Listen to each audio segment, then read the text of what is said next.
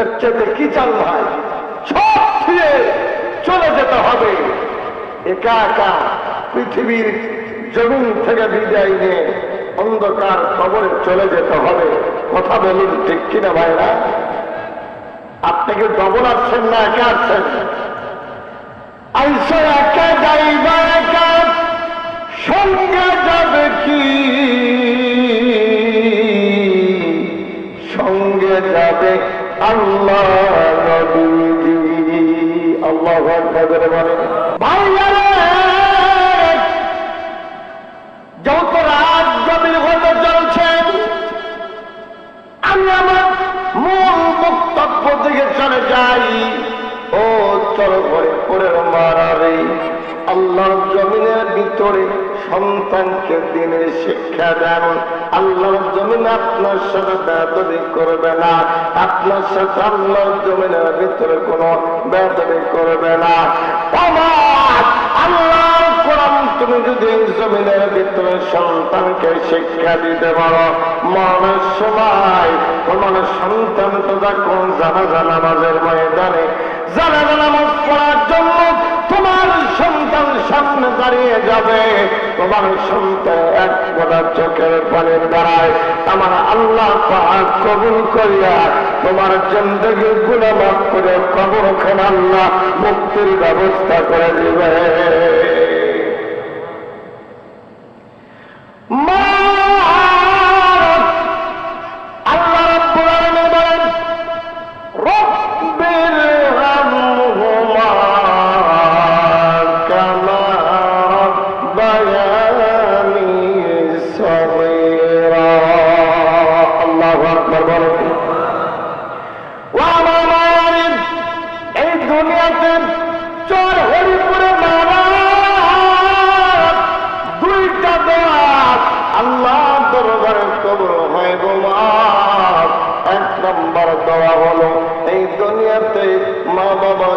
সন্তানের জন্য দোয়া করে এইটা তাড়াতাড়ি কবুল হয়।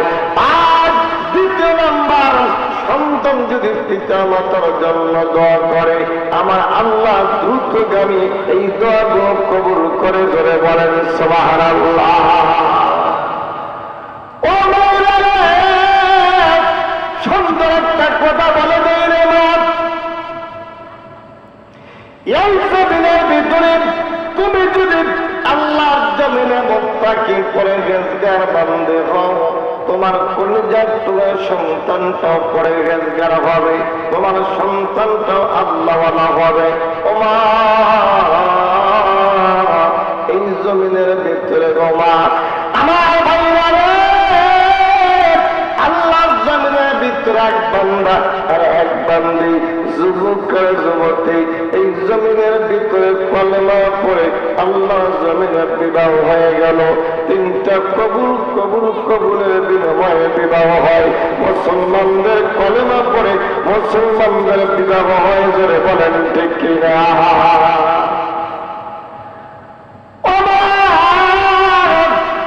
আল্লাহর বান্দী খুব খেয়াল করি না, আল্লাহর বান্দী সুন্দর করে তিনটা কথার বিনিময়ে দাম্পত্য জীবন সুখীময় করার জন্য একজন মানুষের ঘরে যখন অপরিচিত মানুষের ঘরে চলে যায়, সারাটা জীবন যতদিন পর্যন্ত আল্লাহ দুনিয়াতে বেঁচে রাখে ততদিন পর্যন্ত এই মানুষটার সাথে সংসার করার জন্য উতলা হয়ে যায়। কথা বলেন ঠিক কিনা?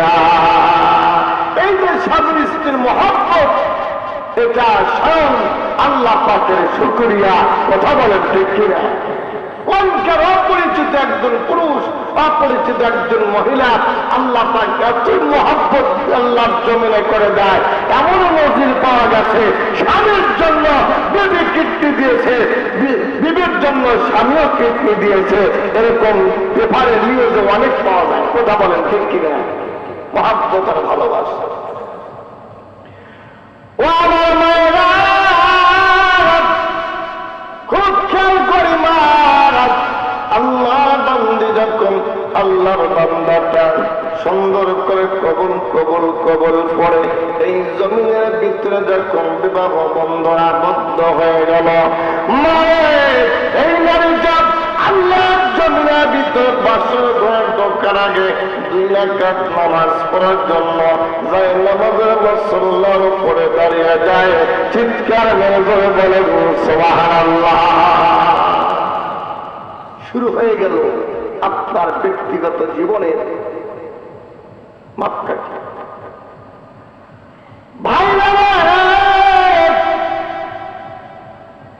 যুবকটা আল্লাহ জমিনের ভিতরে সুন্দর করে করিয়া 2 রাকাত নামাজ যখন শুকরিয়া নামাজ আদায় করে নাই, নামাজ শেষে আল্লাহর বান্দা দেখে বলল, ব্যাপারটা কি? খুব খেয়াল করেন গো বাজান, আমার বিবি কই গেল? আমার বিবির তো দেখি না। আস্তে করে আর রুমে গিয়ে দেখে এই জমিনের ভিতরে তার বিবি চোখের পানি ছেড়ে দিয়ে দিয়া আল্লাহর কাছে প্রার্থনা করতেছে, ও বিবাহ বন্ধন আবদ্ধ যখন আমরা হয়ে গেলাম, দরদের আল্লাহ আজকে আমাদের মিলনের কারণে যদি আমার গর্বে তুমি একটা সন্তান দাও, এই সন্তানটা তোমার কসম করে বললাম, এই সন্তানটা আমি তোমার জমিনে কোরআনের হাফেজ বানাবো। চিৎকার মেরে বলা যাবে নাকি আল্লাহু আকবার। নিয়ত থাকতে হবে সহি।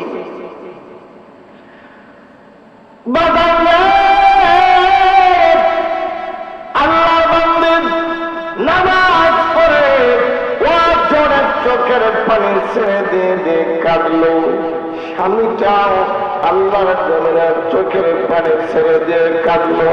ও বাজার কিতাবের ভিতরে পাওয়া যায় হাজার নয়, লক্ষ নয়, কোটি কোটি গুণে করার পর কোন নারী এবং পুরুষ, কোন ছেলে এবং মেয়ে, কোন আল্লাহর বান্দা এবং বান্দি ও জোরে চোখের পানি ছেড়ে দিয়া আমার মালিকের দরবারে যদি চোখের পানি ছেড়ে দিয়ে কাঁদা যায়, আমার আল্লাহর নিজের কুদরতে হাতের দ্বারায় ওই মানুষের কপাল খানা ওঠা যায়।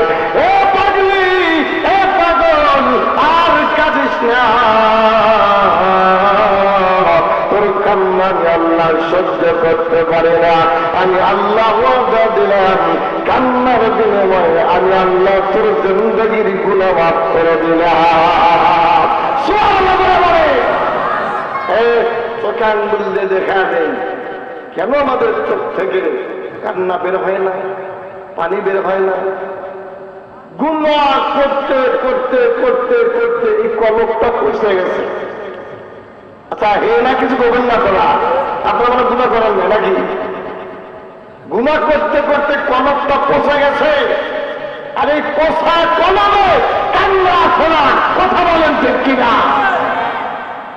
আচ্ছা, এটা আয়না ধরলাম, আয়না, এই আয়নার মধ্যে যদি ময়লা পড়ে যায় মুখ দেখা যাবে? কথা বল না কেন? যাবে কি? অবশ্যই টিস্যু দিয়া, পানি দিয়া, যে কোনো পন্থায় এই ময়লাটাকে আয়নার ভিতর থেকে পরিষ্কার করতে হবে, তবে আপনি সুন্দর করে মুখখানা দেখতে পারবেন। আমি ঠিক বললাম না? ঠিক বললাম ভাই? এই জন্য এই কলমটা যখন আপনার পরিষ্কার থাকবে, এই কলমটা যখন আপনার পরিষ্কার থাকবে, এই সুন্দর কলম দিয়া, পরিষ্কার কলম দিয়া আল্লাহ জমিনে সেজদা দেবেন, চোখের পানি বের হবে, কোটি কোটি গুনাহ করবেন, অনুশোচনা করবেন, আল্লাহ জমিনে তওবা করবেন, ও জোরে চোখের পানি ঝরবে। জোরে জোরে বলেন আল্লাহু আকবার। চলো হরি এই দুনিয়ার ভিতরে কান্না আল্লাহ দরবার কত বড় দাম। যদি কোন মানুষ গুনাহ করেছে বুঝতে পারে আল্লাহর জমিনের ভিতরে কাঁদে, ওই কাঁদাটা আমার আল্লাহর দরবারে কবুল হয়ে যায়। চিৎকার মেরে করে বলেন আল্লাহু আকবার। ও আমার ভাইরা, হযরত মুসা পয়গম্বর আল্লাহ জবরদস্ত একজন নবী ছিলেন। এই নবী আল্লাহর সাথে কথা বলার জন্য পথ অতিক্রম করল। আমার ভাইরা, আল্লাহর বান্দা আল্লাহর নবী হযরত মুসা পয়গম্বর একটি পা করে যখন আল্লাহর সাথে কথা বলার জন্য রওনা হয়েছে, আমার ভাইরা পথের ভিতরে তাকে দেখে বিরাট বড় পাথর আল্লাহর জমিনের ভিতরে চোখ থেকে ঝরঝর করে পানি ছেড়ে কাঁদতেছে। চিৎকার মেরে ধরে বলা যাবে নাকি সুবহানাল্লাহ? পাথর কাঁদে, মানুষ কাঁদে না। পাথরের মন গলে, মানুষের মন গলে না।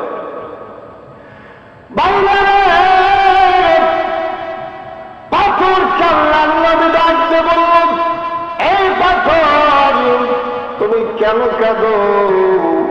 পাথর দেখে বলে, পয়গম্বর আমি এই জন্য কান্দি, আমি কিতাবে দেখেছি এই জমিনের ভিতরে বিশাল বিশাল বড় পাথর আর আল্লাহর বান্দাকে মানুষদেরকে দিয়া জাহান্নামের ইন্ধন পূরণ করবে, জাহান্নামের আগুন পূরণ করবে। বিরাট বিরাট পাথর দিয়া আর নাফরমানি বান্দাদেরকে দিয়া, বেঈমান বান্দাদেরকে দিয়া। ও নবী, না জানি আমার কথা লিখে আছে, না জানি নবী মুসা ওই পাথর আমি নাকি জাহান্নামের আগুনের ভিতরে জ্বলে, এই জন্য আমি পাথর কান্নাকাটি করি। আমার ভাইরা, আমার বাজারে আল্লাহ পাক রব্বুল আলামিন ডাক দিয়ে বলল, মুসা রে আমার পাথরকে বলে দাও জাহান্নামের আগুনের ভয়ে কান্নার বিনিময়ে আমি আল্লাহ পাক রব্বুল আলামিন আমার এই কলিজার টুকরা পাথরের জন্য জাহান্নামের আগুনকে আল্লাহ হারাম করে দিল। সুবহানাল্লাহ করে বলে, এই পাথরকে আমি আল্লাহ জাহান্নামে দেব। বিকেল বেলায় দিনের দাওয়াত দিয়া আল্লাহর সাথে কথা বলে, আবার যখন ওই পথে অতিক্রম করে পাথর আবার কাঁদলে, কিরে পাথর সকাল বেলায় কাঁদলি জাহান্নামে আগুনের ভয়ে, আবার আল্লাহ পাক তোকে মাফ করে দিয়েছেন, তার জন্য জাহান্নাম তোমার হারাম করে দিয়েছেন, জান্নাত তোমার জন্য ওয়াজিব করে দিয়েছেন, আবার তুমি কেন কাঁদো?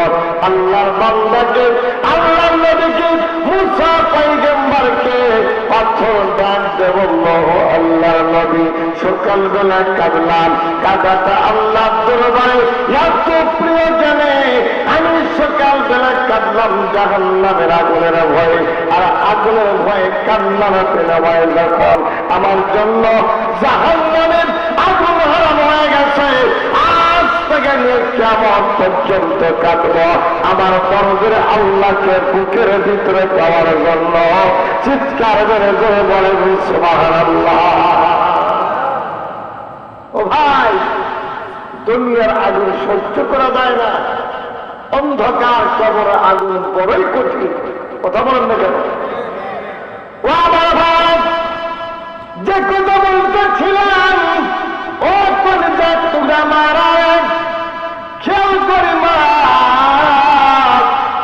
আল্লাহর বান্দা আল্লাহর বান্দিটা নামাজ পড়ে নিল, আল্লাহর দরবারে ডাক দিয়ে বলল, আল্লাহ আজকে আমাদের দুজনের মিলনের কারণে যদি আমার পেটে একটা গর্ভে একটা সন্তান দাও, এই সন্তানটা আমি আল্লাহর জমিনে নবীর মাদ্রাসা দিয়া 30 পারা কোরআনের হাফেজ বানাবো। জোরে বলা যাবে কি সুবহানাল্লাহ? ও চল হয়ে পড়ে বাবা, এই জমিনের ভিতরে কত কষ্ট করে সন্তানকে মাদ্রাসা দিয়ে পড়াইলেন, এই সন্তানটাকে কিয়ামতের ময়দানে আল্লাহ বলবে, জান্নাতে যাও। আল্লাহর বান্দা আপনার সন্তান জান্নাতে যাবে না গো মা, আল্লাহকে ডাক দিয়ে বলবে আল্লাহ আমার কলিজার টুকরা মাকে দাও, আমার মাকে নিয়ে আমি জান্নাতে যাব, নতুবা আমি জান্নাতে যাব না। জোরে জোরে বলা যাবে নাকি আল্লাহু আকবার। সবচেয়ে দাবি হবে কোরআনে হাফেজদের কিয়ামতের ময়দানে বলে কোন সুবহানাল্লাহ। এই দুনিয়া তো দাম আছে না ভাই? হাফেজদের মানুষ সম্মান করে, ইজ্জত করে, ভালোবাসে। আমার মা এই সন্তানটা হাফেজ হবে, কোরআন হবে তোমার বড়ই সৌভাগ্য কপাল মা। এই মহিলাটা নামাজ অন্তে দুজন যখন বাসর ঘরে চলে গেল, খুব ইম্পর্টেন্ট কথা গোমা, বাসর ঘরে যাওয়ার পরে আল্লাহর জমিনের ভিতরে দুজনের ভিতরে যখন মিলন হলো, সংবাদ হলো আল্লাহর জমিনের ভিতরে আল্লাহ এমন কোন জিনিস নাই যে পারে না।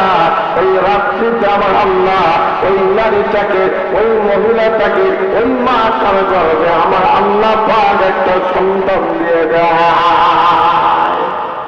কথা বলেন তো, সন্তান দেওয়ার মালিককে, না দেওয়ার মালিককে? দোষ কার? কারোর দোষ নেই। কথা বলেন ঠিক কিনা? আল্লাহ কি কোন দোষ আছে? আল্লাহ কাউকে দেয়, কাউকে দেয় না, কাউকে দিয়ে খুশি, কাউকে না দিয়ে খুশি। আমরা আলহামদুলিল্লাহ। কথা বলেন ঠিক কিনা?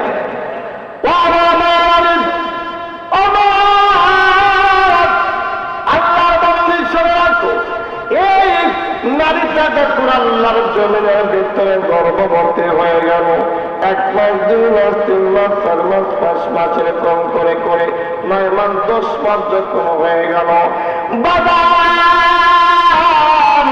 কেমন লাগে শোনো গো, ও কলিজার তুলার চরণে পড়ে মারা এই নারীটা এমনই মোত্তাকিন নারী জমা।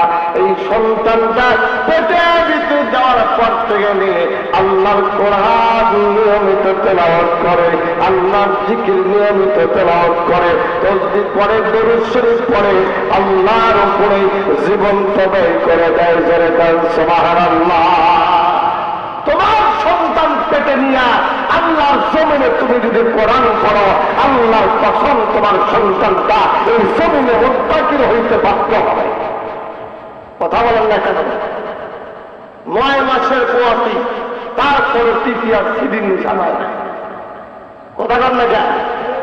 অমাবন তোমাদের কথা আমি বলি, তোমাদের মান, তোমাদের সম্মান, তোমাদের ইজ্জত আমার আল্লাহ দরবারে কোটি কোটি গুণ বেশি। আল্লাহু আকবার জোরে বলে।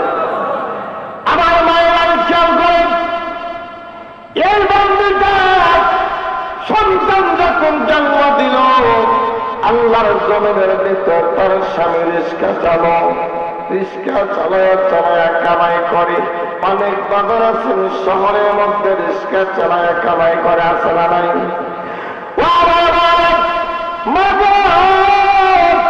এই নারীটা সন্তান যখন জন্ম দিল, তাকে দেখে একটা বুকের ফুটফুটে মানিক সন্তান জন্ম দিল। এইবার রিস্কাওয়ালাকে ডাকতে বলল, তবে স্বামী আমার আপনি তাকান না কেন? এই সন্তানটা তো সৌন্দর্য হয়েছে। আমার এই সন্তানটা আল্লাহ রাস্তায় দিয়ে দিলেন, আপনার কি মতামত?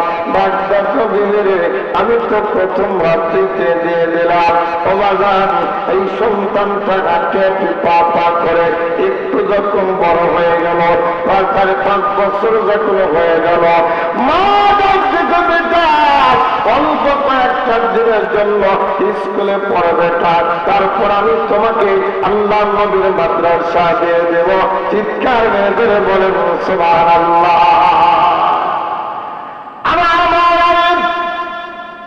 এই সন্তানটা বাবা করে মাদ্রাসায় গিয়া কয়েকটা দিনের জন্য যখন স্কুলে যায়, স্কুলের শিক্ষকরা পড়ায় হাট্টিমা টিম তারা মাঠে পড়ে দিন, তাদের খানা লোকেশন এই আদিজাবি আল্লাহর জন্য যে সমস্ত গুলো পড়ানো হয়, আল্লাহ সন্তান আল্লাহ হয় বাড়ির থেকে আল্লাহর জমিনের ভিতরে মা স্কুল থেকে বাড়ি আসবার পরে মাকে ডাক দিত, মা স্কুল পড়ব না মাগো, আটটি মাটিকে মাদ্রাসাতে পড়ব মাগো, আলিফ লাম মিম। স্কুলে পড়ব না মাগো, পড়ব মাদ্রাসা, মাদ্রাসাতে পড়ব মাগো, আলিফ বাতাসা। জোরে জোরে বলা যাবে নাকি সুবহানাল্লাহ? কি বুঝলেন এর থেকে? যেরকম মা ওরকম সন্তান। কথা বলেন ঠিক কিনা?